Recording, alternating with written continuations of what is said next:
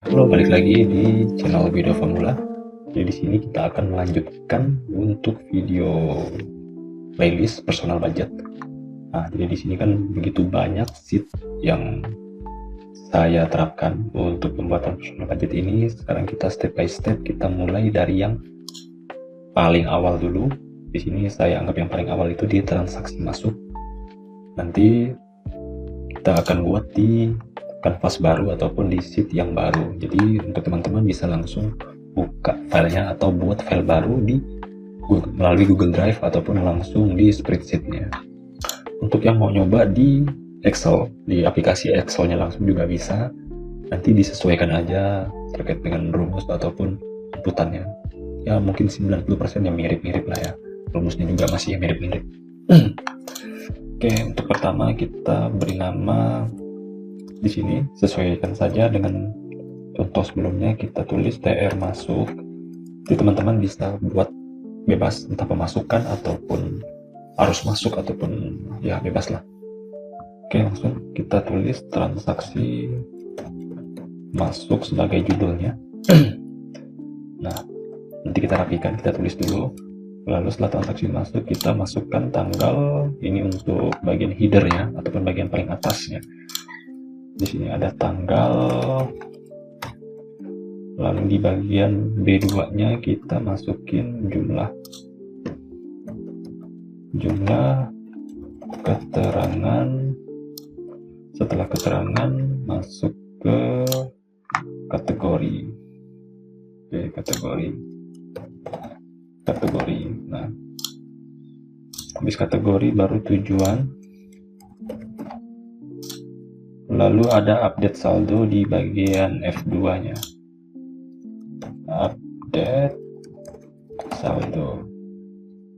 Typo, sorry. Saldo. Nah, sekarang kita untuk perihal tanggal itu masuk di ini ya, bagian inputan. Inputan itu maksudnya kita yang memberikan perlakuan.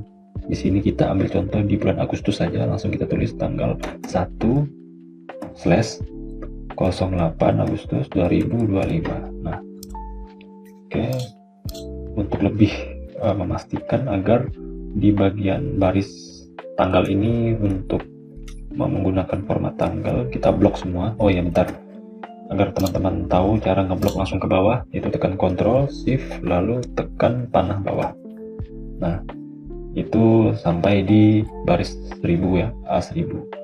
Lalu kalian beranjak ke bagian format, pilih bagian number, lalu masukkan tanggal. Di sini saya buat custom karena saya sudah terbiasa dengan penulisan tanggal itu, tanggal dulu, baru bulan, baru tahun.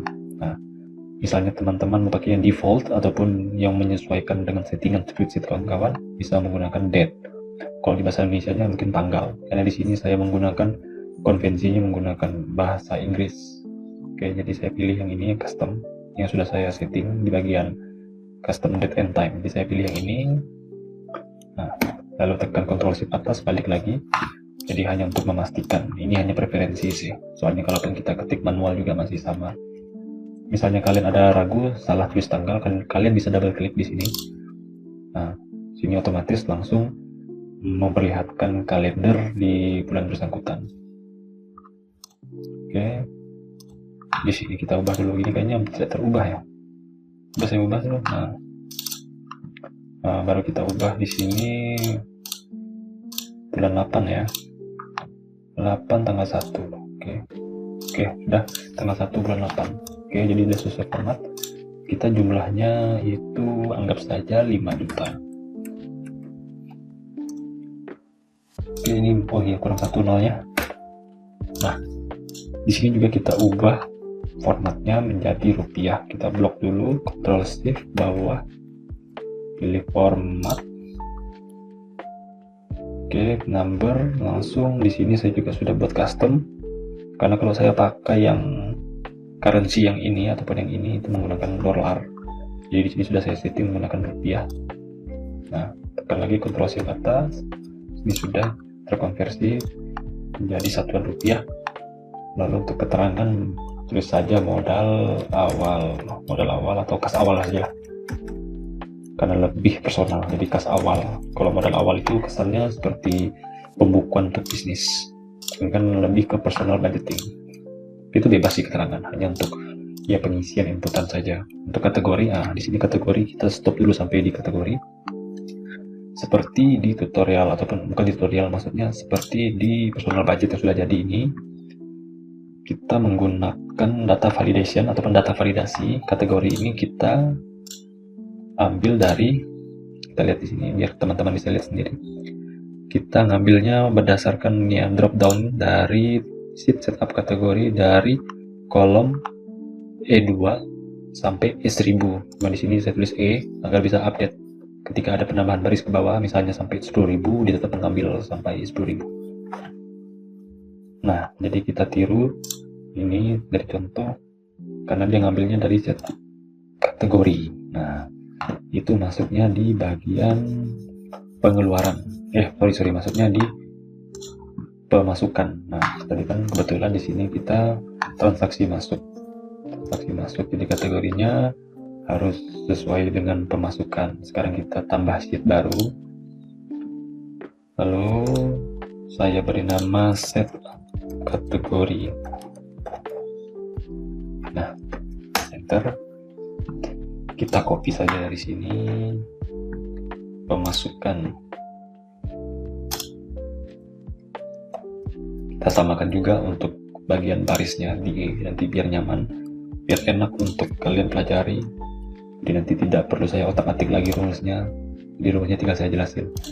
Oke, sekarang untuk kategori pemasukan sudah saya masukin di sini.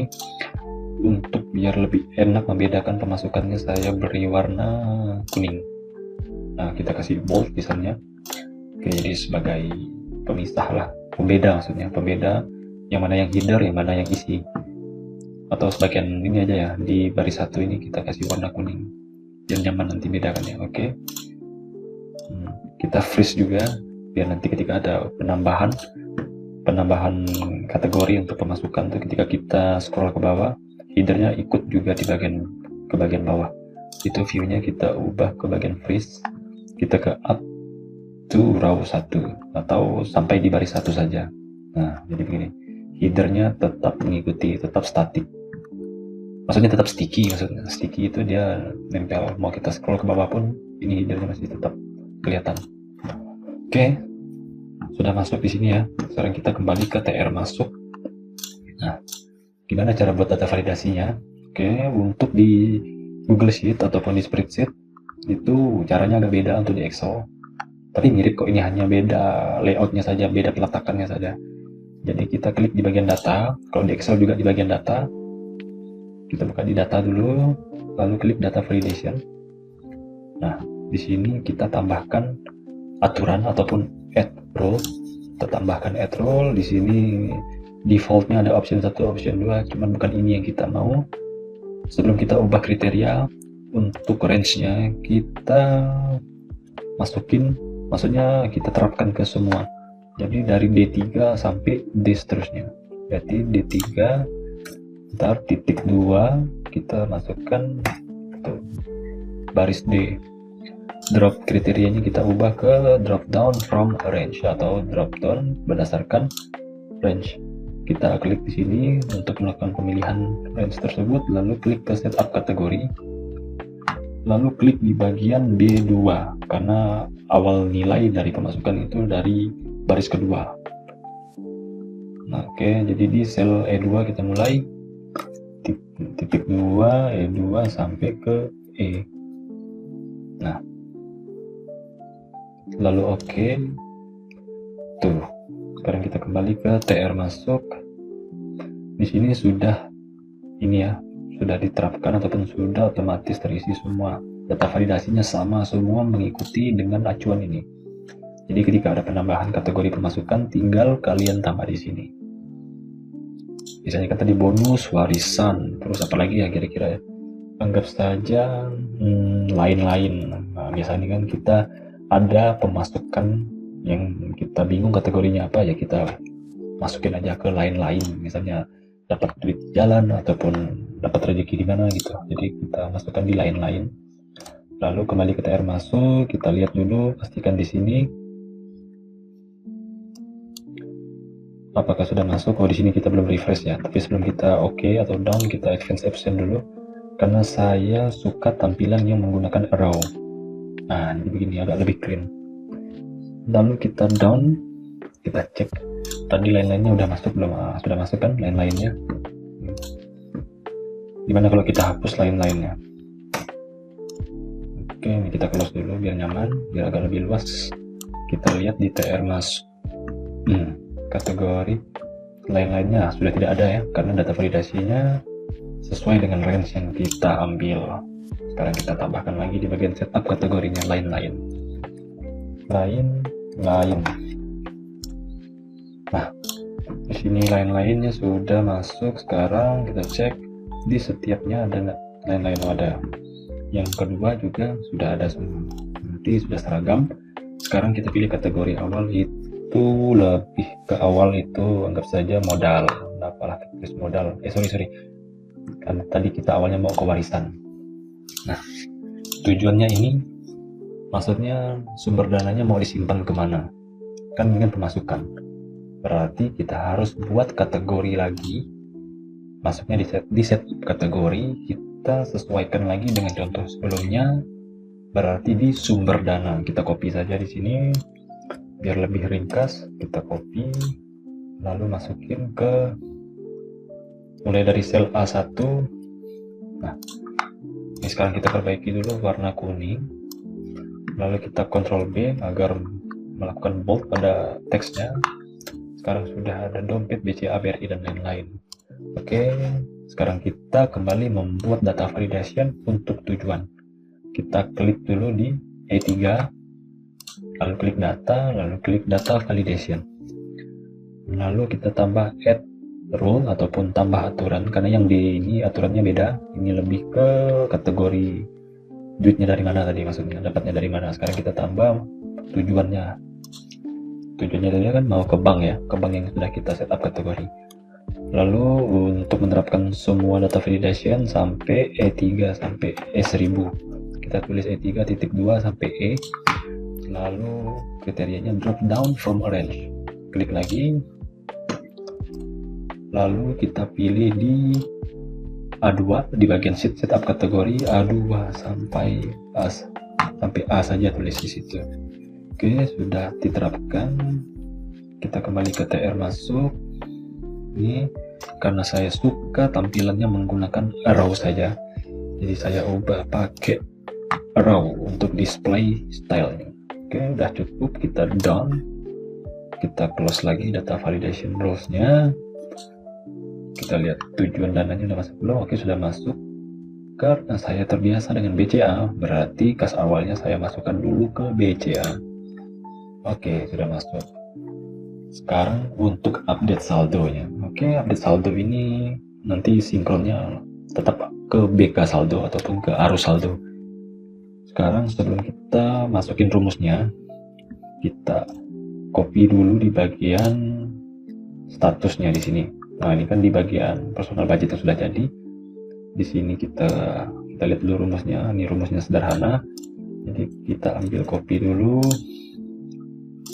Di sini kita pastekan. Nah, jadi penjelasannya di sini saya menggunakan if itu ya logika untuk perkondisian. Jadi di sini saya ambil E3 itu kan di sini. Kalau dia kosong ataupun belum diisi, seperti ini kan belum diisi, maka nilai true-nya akan mengosongkan nilai F3. Oke, jika terisi ataupun jika tidak kosong, nanti E3-nya dipanggil untuk mengisi F3. Oke, E3-nya andai saja di sini kan kita sudah memilih BCA, berarti logikanya akan terisikan BCA, lalu saya masukin teks ataupun simbol yang saya buat dari teks. Itu tombol panah, anggap saja jadi tombol panah. Di sini bebas di preferensi, cuman saya agar lebih memudahkan pembacaan. Nah, lalu tutup kurung, kita enter. Itu jadi dia ngambil di sini BCA. Kalau kita ubah ini jadi mandiri, nah ini berubah jadi mandiri juga, kita balikin ke BCA. Nah, Ini kita merger dulu biar lebih rapi, biar lebih enak dibaca, lalu kita tengahkan lagi. Nah, di sini kita belum tahu, belum tersinkron maksudnya. Harusnya kan sini tertera 5 juta kan harusnya. Ini karena sinkronnya ke BK saldo. Nih kita lihat ini rumus yang dicontoh. Tuh. Menggunakan rumus percondition juga. Jika E30, maka kosongkan nilai ini. Lalu jika itu terisikan nilai di bagian E3 indeks. Indeks itu kita mengambil nilai yang berada di BK saldo di sel D4 sampai D, dimana yang diambil itu harus yang match, yang sesuai dengan E3. Jadi harus yang sama dengan BCA. Oke, yang sama dengan BCA. Yang BCA nya nanti sama di dalam BK saldo tersebut yang ada di sel A4 atau A. Oke, sekarang kita implementasikan. Kita belum bisa copy rumus ini, kita buat dulu BK saldonya. Nah, untuk buat BK saldo, karena ini bakal ada tambahan waktu lagi, saya buatkan untuk di video setelahnya. Oke, untuk itu saya buat dulu sheetnya ya, BK saldo untuk di video selanjutnya. Nah, di BK saldo itu seperti ini contohnya ya. Jadi BK saldo ini lebih ke report arus saldo. Jadi nanti semua transaksi dimasukin ke sini semua, segala pemasukan, pindah dana, pengeluaran, piutang, paylater, pinjaman hutang, dan lain-lain. Nah, sampailah ke penyesuaian dana. Jadi nanti update-nya, TR masuk di sini, update-nya bakal ngambil di bagian ini, O4. Nah, di sini kan O4 ini. O4 sampai seterusnya ke bawah. Itu menyesuaikan. Yang mana match dengan yang di bagian A4 dan seterusnya. Misalnya kolomnya BCA, otomatis nanti update saldonya harus ngambil yang di O5. O5 itu di sini. Berarti dia akan menampilkan update saldo 5 juta sekian. Itu misalnya kalau hitungannya 5 juta sekian. Oke. Jadi untuk TR masuk sampai di sini dulu. Sekarang kita rapikan dulu lah ya. Oke, biar nyaman bacanya. Ini kita tengahkan. Oke, jadi tutorial selanjutnya nanti kita lanjut untuk buat BK saldo agar ada saldonya bisa muncul. Ini BK saldo itu lumayan panjang nanti penjelasannya, karena ini saling keterkaitan dan keterikatan. Oke, sampai jumpa di video selanjutnya. Terima kasih.